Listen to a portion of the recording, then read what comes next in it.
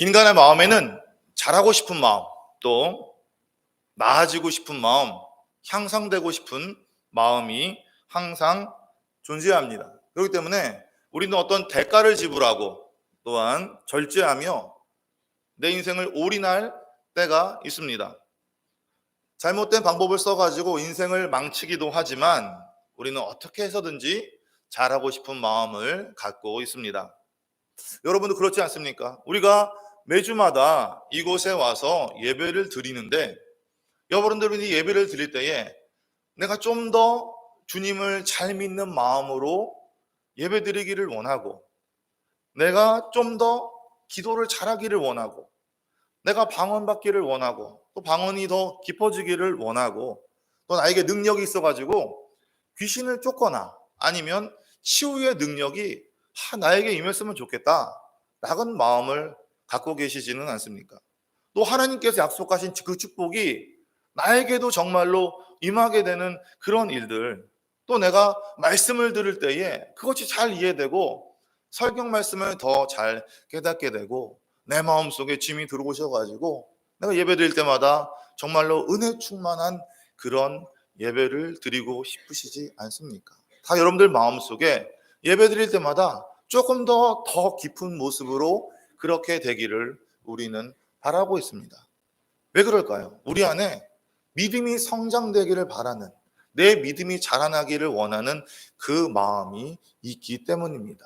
우리 안에는 무언가 더 잘하고 싶은 마음, 그 마음 모습이 우리의 믿음과 신앙에도 같이 작용하고 있는 것입니다. 그러니까 교회에서 정말로 나를 위해서 나를 중심으로 무언가 이끌어 가기를 원하고, 내가 하나님의 나라, 하나님의 선교를 할 때에 내가 정말로 앞장서서 내가 중심으로 그렇게 하고 싶은 여러분들의 마음이 분명히 이 안에서 꿈틀꿈틀 될 줄 믿습니다. 그런데 문제는 뭐냐면 그런 마음을 갖고 있는데, 내 생각은 갖고 있는데 실제로 그렇게 되기가 쉽지 않다라는 것입니다. 우리가 공부에는 왕도가 없다, 지름길이 없다라고 얘기하지만 마찬가지로 신앙생활하는 것은, 믿음 생활하는 것은 마찬가지입니다. 지름길이 없고 왕도가 없습니다. 그래서 우리는 어떻게 해서 어떤 방법을 쓸까라고 다양하게 방법을 쓰고 또 다양한 생각들을 하지만 결국 돌아오는 것은 제자리에 불과합니다. 하지만 오늘 말씀을 통해서 여러분들에게 갑자기 내 믿음이 확 자란다, 내 믿음이 갑자기 확 성장한다, 이런 건 아니지만 내가 지금까지 왔던 믿음의 성장의 그 속도보다 조금은 더 빨리, 그리고 주님이 보시기에 조금 더 온전하게 믿음이 성장할 수 있는 그런 방법을 여러분들에게 알려드리려고 합니다. 그래서 제 말이 아니라, 제가 하고 싶은 말이 아니라 성경에서 여러분들에게 하시고자 하는 그 말씀, 하나님이 여러분들에게 하시고자 하는 그 말씀, 여러분들이 오늘 말씀 잘 들으시고 그 말씀을 통해서 여러분들의 믿음과 신앙이 자라나기를 간절히 축원합니다. 오늘 말씀 6절 7절을 제가 먼저 한번 읽어드리도록 하겠습니다. 나는 심었고 아볼로는 물을 주었으되 오직 하나님은 자라나게 하셨나니 그런즉 심는 이나 물 주는 이는 아무것도 아니로되 오직 자라나게 하시는 이는 하나님뿐이니라 라고 되어 있습니다. 이 구절은 믿음의 성장을 식물을 키우는 데에 비교하고 있습니다. 그렇다고 한다면 믿음이 성장하기 위해서는 첫 번째로 먼저 전제돼야 될 것이 필요합니다. 이것들이 반드시 필요합니다. 그것이 뭐냐면 나의 믿음을 자라나게 하시는 분은 누구시라고요? 하나님이시라고 하는 것들을 여러분들이 믿고 확신하고 인정해야 됩니다. 아볼로, 바울, 오늘 말씀에서 나왔듯이 그들은 하나님의 종으로서 각자의 위치에서 귀한 사역들과 사명을 감당하였지만 결국 뭐죠? 자라게 하시는 분은 하나님이셨다라고 하는 거예요. 믿음의 성장에 있어서 가장 중요한 것이 뭘까요? 바로 하나님의 개입입니다.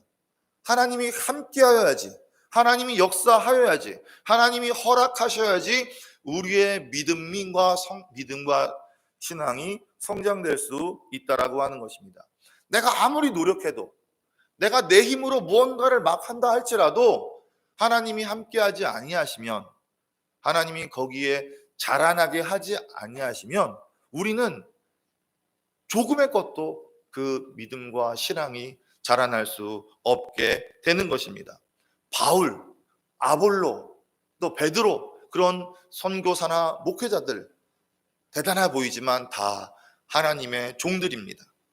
하나님만이 자라나게 하시며 하나님만이 열매 맺게 하십니다. 바울이 씨를 심어도 어떻게 되죠? 하나님이 자라나게 하지 않으면 자라날 수가 없는 거예요. 근데 바울이 씨를 심지 않더라도 어떻게 될까요? 하나님은 다른 사람을 쓰셔서 씨를 심으시고 그 사람을 자라게 하시는 것입니다. 아볼로가 물을 주는 것도 마찬가지예요. 아볼로가 주지 않는다 할지라도 하나님은 다른 사람을 써서 물을 주며 자라나게 하시는 것입니다. 그러니까 우리의 믿음의 성장을 바랄 때에, 내가 진정으로 믿음이 자라나고 성장되기를 원한다면 나를, 그리고 나의 믿음을 자라게 하시는 분은 하나님이시구나 라고 하는 그 믿음, 그 확신, 그 인정이 저와 여러분들의 마음에 강력하게 있어야 된다라고 하는 거예요. 근데 그것이 왜 필요할까요? 바로 그래야지만 우리가 교만하지 않을 수 있습니다. 그래야지만 우리가 겸손할 수 있는 거예요. 내가 무엇을 심었습니다. 내가 심었어요. 근데 그 심은 걸 통해서 엄청나게 큰 나무가 자라게 되고 거기에 엄청나게 큰 그늘이 생기며 열매를 맺게 된다고 한다면 나는 어떻게 생각할까요? 내가 심어가지고 이 일들이 일어났다라고 생각하지 않겠습니까? 내가 물을 주었는데 내가 준 그 나무만 커서 자라나게 된다면, 맛있는 열매, 귀한 열매를 맺게 된다면 겉으로는 그렇게 얘기하지 않겠지만 내 속마음 속에 내가 물을 주었기 때문에, 내가 그것들을 했기 때문에 그런 일이 벌어졌다라고 생각하지 않을까요? 우리 마음속에는 계속해서 사탄 원수마귀가 우리가 높아지도록, 우리가 하나님의 영광을 뺏을 수 있도록 계속해서 우리에게 높은 마음을 허락합니다. 근데 내가 했던 이 모든 사역들이 하나님이 하셨다라고 하는 것들, 하나님이 역사하셨다는 것들을, 하나님의 능력으로 이루어졌다라고 하는 것들을 저와 여러분들이 인정한다고 한다면 우리 안에 교만할 것이 없습니다. 내가 하지도 않은 것들을 누가 자랑하겠습니까? 내가 하지 않은 것들을 어떻게 내가 다른 사람에게 자랑할 수 있겠습니까? 오늘 말씀을 통해서 우리가 그 마음을 갖기를 원합니다. 베드로전서 5장 5절에 보면 하나님은 교만한 자를 대적하시되 겸손한 자들에게는 은혜를 주시니라 라고 얘기하고 있습니다. 우리가 겸손하면 우리가 주님 안에 은혜를 받게 됩니다. 내가 은혜를 더 받게 되면 이것은 하나님이 하셨습니다 라고 하나님을 찬양하고 영광을 돌리게 돼요. 그럼 어떻게 된다고요? 다시 그 안에서 하나님이 우리 마음속에 겸손함을 주시고 또 은혜를 주시는, 계속해서 우리의 믿음의 선순환이 일어나게 된다라고 하는 거예요. 우리가 눈덩이를 굴리듯이 내가 그 하나의 모습 안에서, 내가 오늘 말씀을 통을 듣고 나는 모든 것들을 하나님이 하셨구나라는 것들을 인정하며 나아갈 때에 지금은 별것이 없지만 눈덩이가 커지듯이 점점 더 우리의 믿음이 성장할 줄 믿습니다. 우리가 회개했던 것이 내가 했기 때문인가요? 내 믿음이 나 때문인가요? 내가 주님을 만난 것이, 내가 주님을 영접한 것이, 내가 거듭나서 새 사람이 된 것이 나의 기도 때문입니까? 나의 결단 때문입니까? 내가 주님을 닮아가는 것이, 주님이 나와 함께 하시는 것이, 내가 주님의 음성을 듣는 것이, 주님이 나를 통해 역사하시고 나에게 능력과 기적을 행할 수 있는 것들이, 나에게서 난 것들은 전혀 없는 거예요. 다 하나님의 은혜인 것입니다. 그것들을 내가 온전히 깨닫고 모든 영광을 하나님께 돌릴 때에 하나님의 우리의 믿음을 보시고 그 중심을 보시고 우리에게 은혜를 주시고 우리에게 믿음을 성장하게 해 주실 줄 믿습니다. 그런데 우리가 이 믿음의 성장에 대한 얘기를 하기 전에 먼저 뭘 얘기해야 되냐면 내 안에 믿음이 있는가를 먼저 봐야 돼요. 그렇죠? 우리가 믿음의 성장에 대한 오늘 얘기를 할 텐데 내 안에 믿음이 없다라고 한다면 말이 안 되잖아요. 내 안에 믿음이 있어야지 성장하는 것이지, 내 안에 믿음이 없다라고 한다면 성장이라는 이 내용이 여러분들과 아무 상관이 없게 되는 것입니다. 그렇다고 한다면 내 안에는 믿음이 있나? 나는 정말로 예수 그리스도를 믿고 있는가라고 하는 것들을 먼저 좀 살펴볼 필요가 있습니다. 바로 제목이 뭐냐면 나에게 복음이 심겨져 있는가를 봐야 된다는 것입니다. 오늘 본문에서 나는 심었고 라고 하는 본문이 나오게 됩니다. 어떤 말씀이 성경에서 떠오르게 되나요? 씨 뿌리는 비유가 떠오르게 되겠죠. 누가복음 8장 11절에 보면 씨는 하나님의 말씀이요, 마가복음 4장 14절에 뿌리는 자는 말씀을 뿌리는 것이라.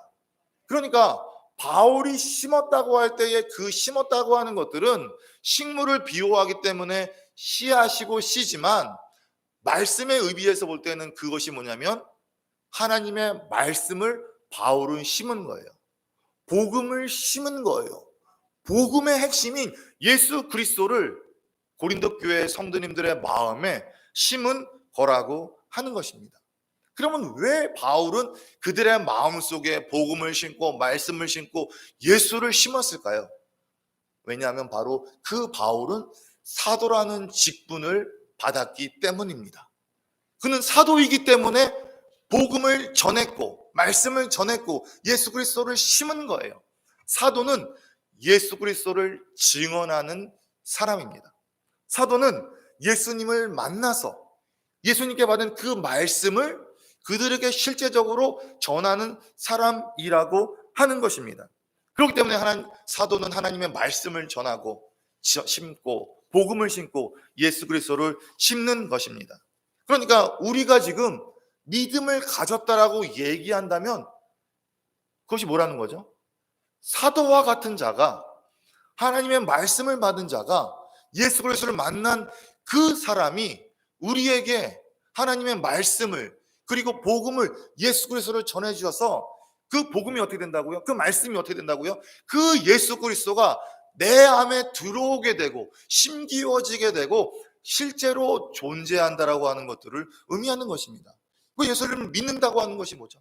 그게 바로 믿음이라고 하는 거예요. 내가 예수님을 나의 왕과 구원자로 모신다라고 하는 것이 그런 의미라고 하는 것입니다. 믿음의 생성과 믿음의 성장이라고 하는 것들을 고린도전서 3장 10절부터 15절에는 이렇게 비유하고 있습니다. 나는 복음을 심었다라고 할 때에 나는 누구일까요? 바울이죠. 바울은 누구죠? 사도입니다. 사도는 뭐 하는 사람일까요? 10절에 내가 지혜로운 건축자와 같이 터를 닦아두는 사람입니다. 그러니까 우리가 복음을 심었다라고 하는 것들을 다른 말로 이해해보면, 건축이라는 말로 이해해보면 어떻게 된다고요? 씨를 심는다고 하는 것들은 터를 닦는 사람이에요.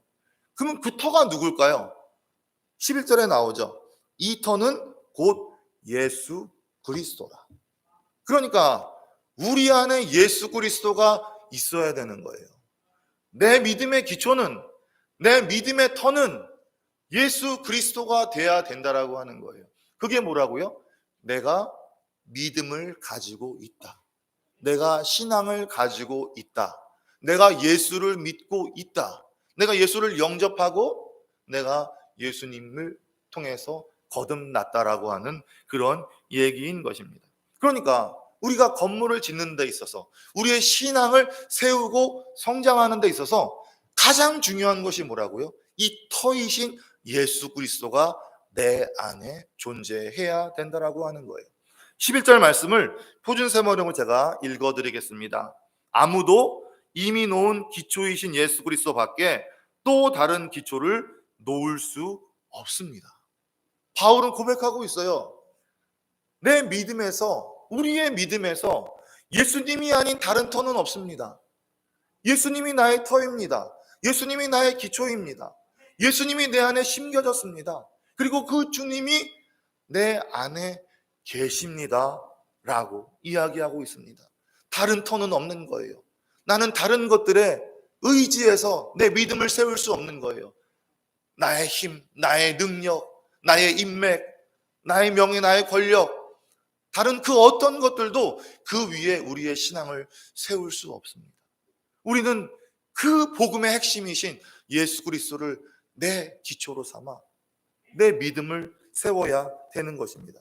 이 말씀을 마태복음 7장에서는 뭐라고 얘기하고 있나요? 반석이라고 얘기하고 있죠. 그래서 뭐라고 얘기하고 있냐면 예수 그리스도라는 반석 위에 신앙의 집을 지을 때 어떤 일이 벌어지나요? 비가 오고 내리고 창수가 치고 바람이 불어도 어떻게 되죠? 그 건물은 무너지지 않습니다. 그런데 다른 것들로 내 믿음과 신앙이 세워지면 어떻게 될까요? 모래 위에 지은 집 같아서 그러한 일들이 일어날 때에 무너져 버린다라고 하는 거예요. 오늘 말씀을 통해서 불로서 임할 때에, 불로서 시험할 때에 예수 그리스도의 터가 있으면 그 모든 것들이 다 건물이 무너진다 할지라도 어떻게 된다고요? 그 사람은 구원받습니다. 왜죠? 예수 그리스도가 터이니까.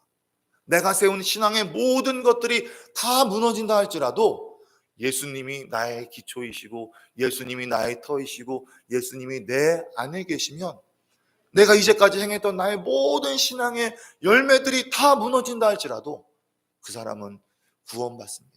그러니까 구원의 모든 터, 우리의 신앙의 모든 터는 바로 예수 그리스도로부터 시작되는 것입니다. 그렇기 때문에 저와 여러분들은 어떻게 해야 될까요? 하나님의 말씀을 듣고 그 말씀을 듣는 것에서 그치는 것이 아니라 내 마음에 심어야 되는 거예요.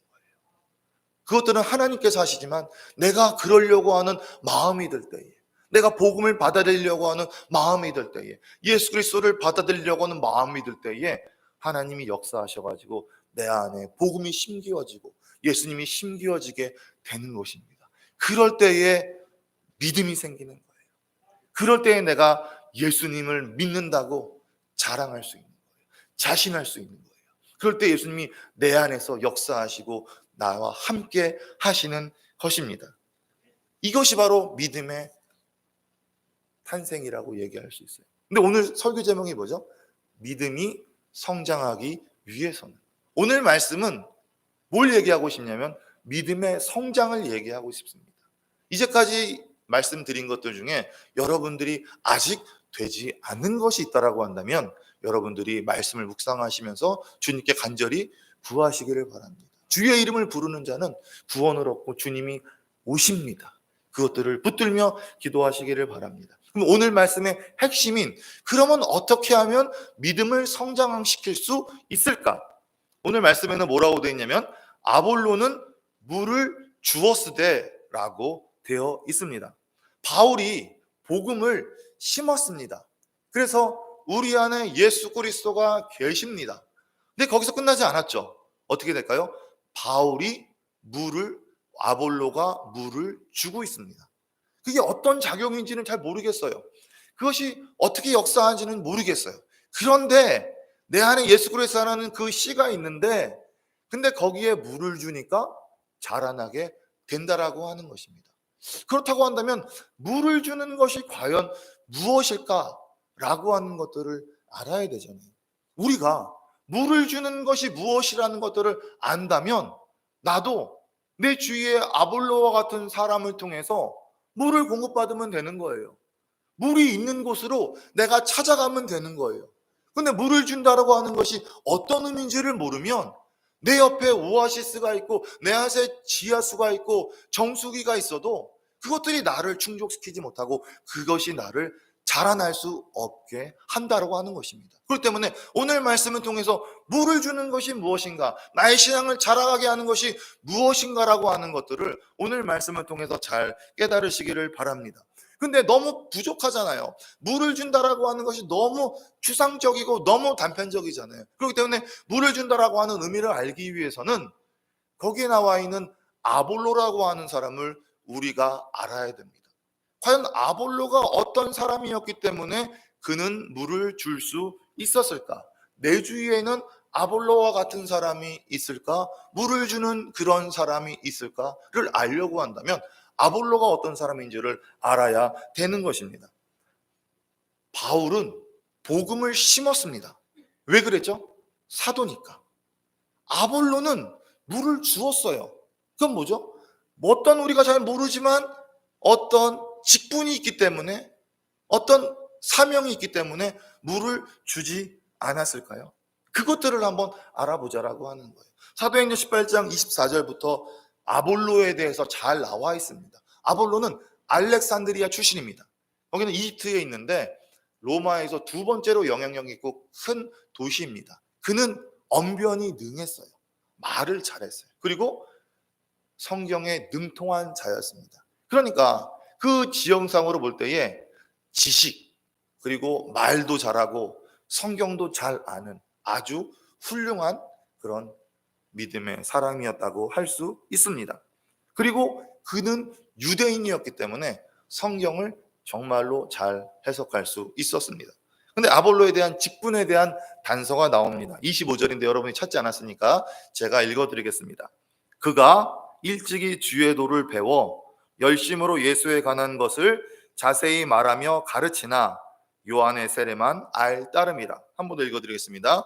그가 일찍이 주의 도를 배워 열심으로 예수에 관한 것을 자세히 말하며 가르치나 요한의 세례만 알 따름이라. 그러니까 이 아볼로라는 사람은 다른 사람보다 훨씬 더 빨리 복음을 접했어요. 주의 도를 접했어요. 그리고 그 주의 도를 들었고 그것들을 깨닫고 알게 되었습니다. 근데 거기서 멈춘 게 아니었죠. 왜죠? 성경 자체를 알고 있기 때문에 그 도를 자기가 알고 있는 구약 성경의 지식과 연계를 하고, 또한 언변이 좋았기 때문에 사람 앞에서 설교하고 선포하는 사람으로 살았다라고 하는 것입니다. 근데 문제가 있었어요. 뭐죠? 그가 전한 것이 예수에 관한 것이었어요. 뭐가 문제일까요? 예수를 전한 것이 아니라 예수에 관한 것을 전한 것입니다. 왜 예수에 관한 것을 전했나요? 예수님을 만나지 못했기 때문이에요. 그가 예수님을 정말로 인격적으로, 체험적으로 만났기 때문에 예수님이 어떤 사람이었는지에 대한 것들을 복음을 통해서 듣고 그 지식을 알고 정보를 알았지만 그것들에 대한 그 진정한 예수 그리스도를 몰랐고, 그래서 전하게 그냥 그 지식만을 전하는 그런 사람이었습니다. 그걸 어떻게 알 수 있냐고 하면 바로 요한의 세례만 알 따름이라고 하는 거예요. 요한의 세례가 뭘까요? 예수님을 안다고 한다면 예수님이 했던 그 세례를 알겠죠. 요한의 세례는 뭘까요? 물세례입니다. 그 말은 뭐죠? 물세례만 받았다라고 하는 거예요. 다른 말로 뭐죠? 성령 세례를 받지 못했다라고 하는 거예요. 아볼로는 성령 세례를 받지 못했습니다. 아볼로는 예수님을 인격적으로 만나지 못했어요. 그럼에도 불구하고 말씀을 전하고 가리키는 사역을 했다라고 하는 것입니다. 아볼로는 주의 도에 대해서는 알았어요. 어떻게? 지식적으로, 정보로. 하지만 실제로 예수님을 실제로 복음을 알지를 못했습니다. 복음은 말이 아니에요. 복음은 개념이 아니에요.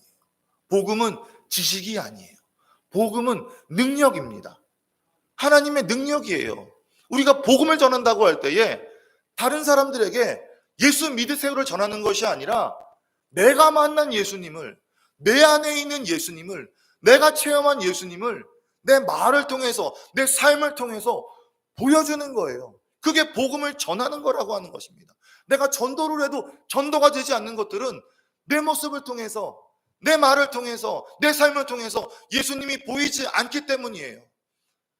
아볼로와 같이 예수에 관한 것을 알고 전하는 것이 아니라 우리가 예수님을 알고 내 안에 계신 예수님을 보일 때야 비로소 복음의 능력이, 구원을 주시는 모든 믿는 자에게 구원을 주시는 자에게, 모든 믿는 자에게 구원을 주시는 하나님의 능력이 나타나는 것이 있을 수 있다라고 하는 것입니다. 그래서 아볼로는 계속해서 말씀을 전하게 되었는데 그 말씀을 브리스길라와 아굴라, 어떤 사람이죠?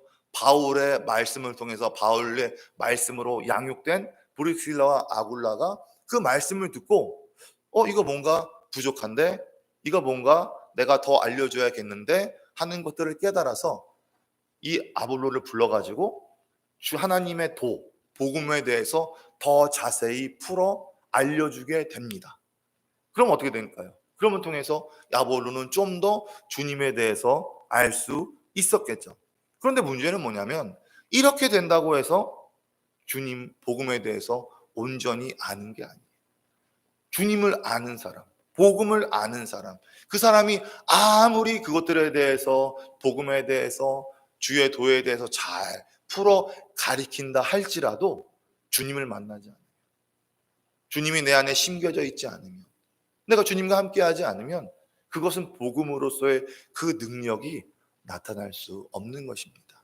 아볼로는 주님에 대해서 많이 알고 있었지만, 잘 알고 있었지만 여전히 그런 부분에서 부족했다라고 하는 거예요. 저와 여러분들의 믿음을 돌아보시기를 바랍니다. 여러분들 안에는 예수님이 계십니까? 나는 정말로 예배를 드린다고 할 때, 내가 정말로 신앙생활을 한다고 할 때, 나는 정말로 하나님을, 나는 정말로 예수님을 정말로 인식하면서 믿고 있습니까? 나는 교회를 다니니까 이러이런 것들을 해야 돼. 나는 이러이런 것들을 하면 좋겠어. 이게 아니라, 이것을 하면 주님이 기뻐하시겠지. 주님이 나에게 이것을 하라고 하는구나. 이걸 통해서 주님은 정말 나를 통해서 기뻐하시겠네 라고 하면서 계속해서 나의 하나의 말이, 하나의 행동이 주님을 인식하면서, 주님을 계속해서 생각하면서 하나하나 행동하고 있습니다.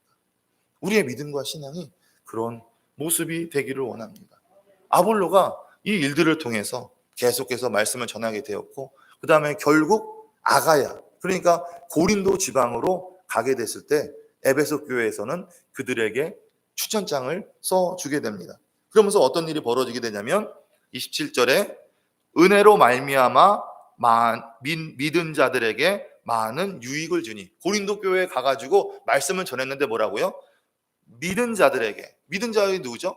바울을 통해서 복음이 신기어진 자들에게 많은 유익을 주니, 많은 유익을 주는 게 뭘까요?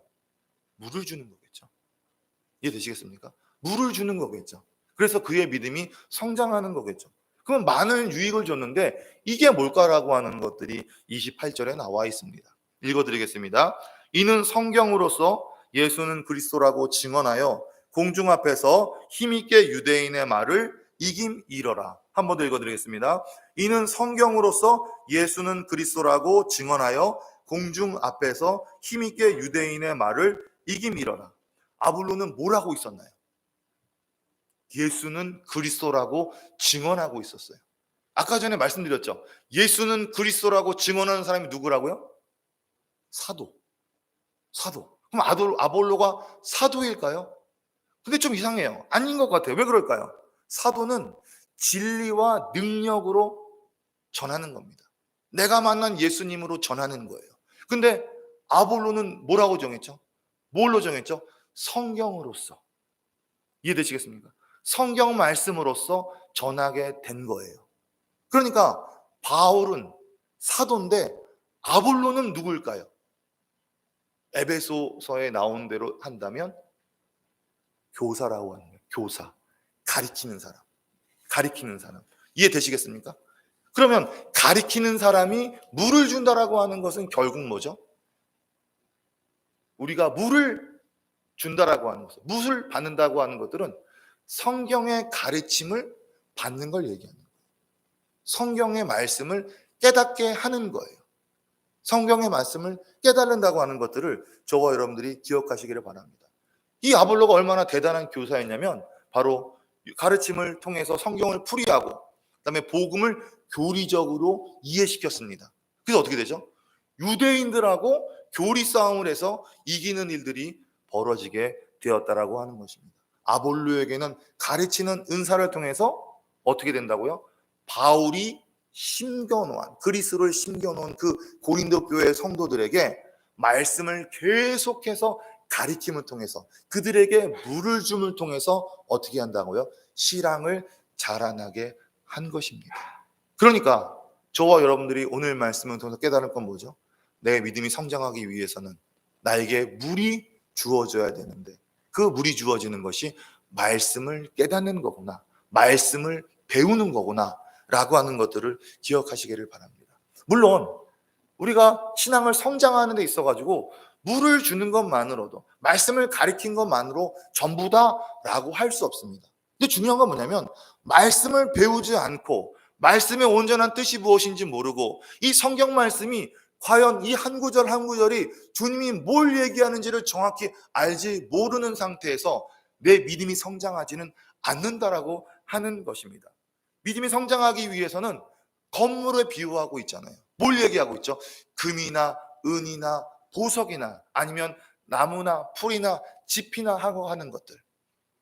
우리가 하나님의 말씀을 배우고 하나님의 뜻이 무엇인지를 알물 통해서 어떻게 된다고요?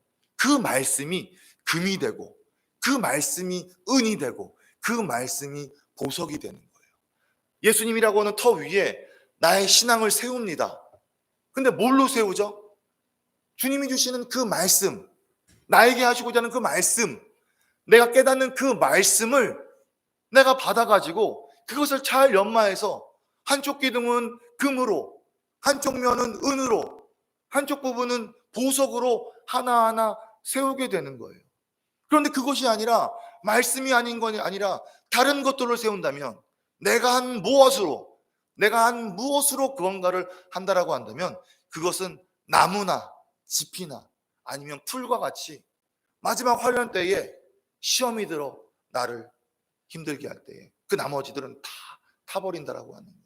그 하나님이 주시는 그 말씀, 영원토록 변하지 않는 그 말씀, 내 안에 세워져 있는 그 말씀만이 어떠한 시험에도 저와 여러분들을 끝까지 견디게 하고 나의 믿음과 신앙을 자라가게 한다고 지금 주님은 우리에게 말씀하고 계시는 것입니다. 우리는 배운다라고 하는 것들을 너무 싫어해요. 가르친다고 하는 것들을 들으면 몸에서 거부 반응이 납니다. 왜 그럴까요?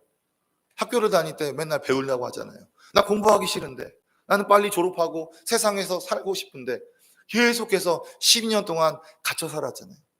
우리는 주입식 교육을 했잖아요. 그렇기 때문에 배운다라고 한다면 내 안에서부터 무언가 트라우마가 올라옵니다. 왜 설교 시간에도 가르쳐야 돼? 좋은 은혜의 말씀만 들으면 되지. 왜 이렇게 가르쳐야 돼? 라고 하는 마음이 들려지기 때문에 하나님의 말씀을 차근차근 들을 때에 어느 순간 귀를 닫게 됩니다. 이해가 안 되면 더 들으려고 이해해달라고 집중하는 것이 아니라 다음에 들으면 되지 라고 포기하게 됩니다. 그러면 어떻게 될까요? 나의 믿음은 자라날 수 없는 거예요. 계속해서 예배를 드리고 계속해서 말씀을 듣지만 그 말씀이 여러분들에게 물을 주지 못하는 거예요. 그 말씀으로 우리가 자라나지 못하는 거예요. 우리가 자라나서 열매를 맺지 못하게 된다라고 하는 것입니다. 말씀이 어려워도, 말씀이 힘들어도, 어떤 말씀은 내가 듣기에 너무나도 힘들고 내가 듣기에 너무나도 찔린다 할지라도 그 말씀을 내가 이해할 수 있다면 그것만 붙들면 나에게 금이 주어지는데, 나에게 은이 주어지는데, 나에게 보석이 주어지는데 그걸로 내 신앙을 세우면 얼마나 귀하게 될까, 얼마나 든든할까, 얼마나 튼튼할까라는 마음으로 말씀을 들으시기를 바랍니다. 졸음이 올까요? 듣기 싫은데 나에게 찔리는 말씀이 통해서 째려보게 될까요? 그런 일들은 벌어지지 않겠죠. 정말로 우리 마음속에 하나님의 말씀을 듣기를 원합니다. 가르친다라고 하는 것들, 배운다라고 하는 것들은 결코 나쁜 것이 아니에요. 초대교회에서 5가지의 사역의 방법이 있는데 그 중에 하나가 디다케인 가르침입니다. 가르침은 초대교회에서 했던 일들이라고 하는 거예요. 예수님은 어떻게 하셨죠? 공생애를 통해서 총 3가지의 큰 일을 합니다. 첫 번째가 뭐죠? 그들의 회상에서 가르치시며 하나님의 말씀을 가르치고, 두 번째 천국 복음을 전파하시며, 세 번째 모든 병든 것과 약한 것을 고치시며.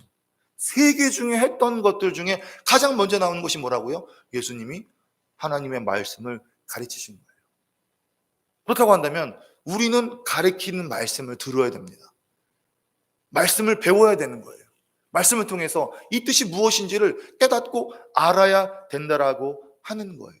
그럴 때에 내 믿음이 자라난다고 성경은 이야기하고 있습니다. 아볼로가 물을 주어가지고 교인들을 성장시켰는데 왜 고린도 교회 성도들에게는 그런 많은 문제가 생겼을까요? 2가지 이유가 있습니다. 바로 첫 번째는 그 고린도라고 하는 지역이 항구 지역이었는데 로마에서 가장 성적으로 문란했던 곳이에요. 그렇기 때문에 그 안에서 계속해서 밖에서부터 계속해서 음란한 것이, 악한 것이, 죄가 들어오게 된 것입니다.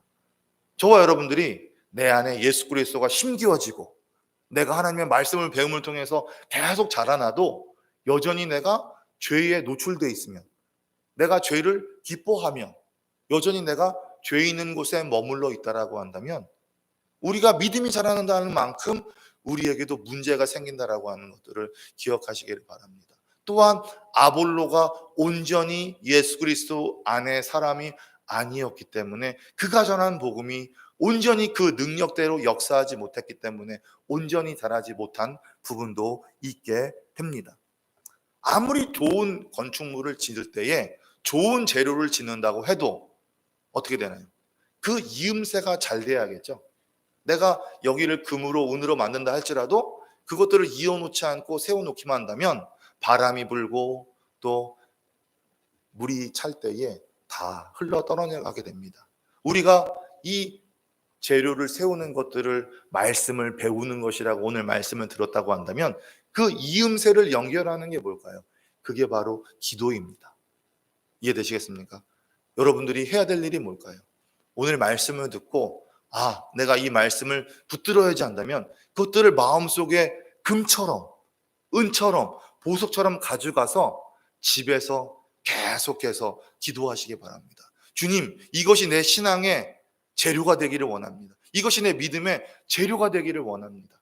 라는 마음으로 붙들어 갈 때에 처음에는 나타나지 않는 것들이 한 주 한 주 내 믿음이 자라나는 것들, 먼 시간이 지나서 봤을 때에 다른 사람들이 여러분들을 부러워할 만한 그런 믿음이 될 줄 믿습니다. 디모데전서 4장 5절에 하나님의 말씀과 기도로 거룩하여 짐이라 라고 얘기하고 있습니다. 하나님의 말씀, 하나님의 기도가 반드시 필요합니다. 이제 오늘 말씀을 맺도록 하겠습니다. 제가 오늘 여러분들에게 어떤 설교를 했나요? 아볼로와 같이 여러분들에게 물을 주었습니다. 하나님의 말씀을 가르쳤어요. 그렇다고 한다면 여러분들은 어떻게 해야 될까요? 여러분들이 오늘 말씀을 통해서 열심히 머리를 써서 말씀을 이해했습니다. 그럼 여러분들이 제가 드린 말씀을 가지고 어떻게 되죠? 마음속으로 공감하고 그 다음에 의지로 결단함을 통해서 말씀을 붙드십시오. 그 말씀을 귀하게 여기십시오. 그리고 그것들을 가지고 기도하십시오. 여러분들 반드시 믿음이 성장하실 것입니다.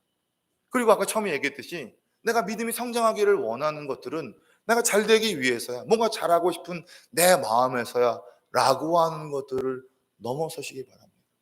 내가 믿음이 성장하기 원하는 것들은 믿음이 성장하는 것만큼 내가 주님과 가까이 가는 것이기 때문에, 내가 주님을 더욱더 사랑하기를 원하고 내가 더욱더 주님을 알기를 원하고 내가 주님과 가까이 하기 위해서 나는 믿음 성장이 필요합니다 라고 나갈 때에 주님은 성령을 여러분들에게 부어주시고 능력을 허락하여 주셔서 말씀으로, 기도로 주님을 알고 주님과 깊게 교제할 줄 믿습니다. 그런 저와 여러분이 되기를 간절히 축원합니다.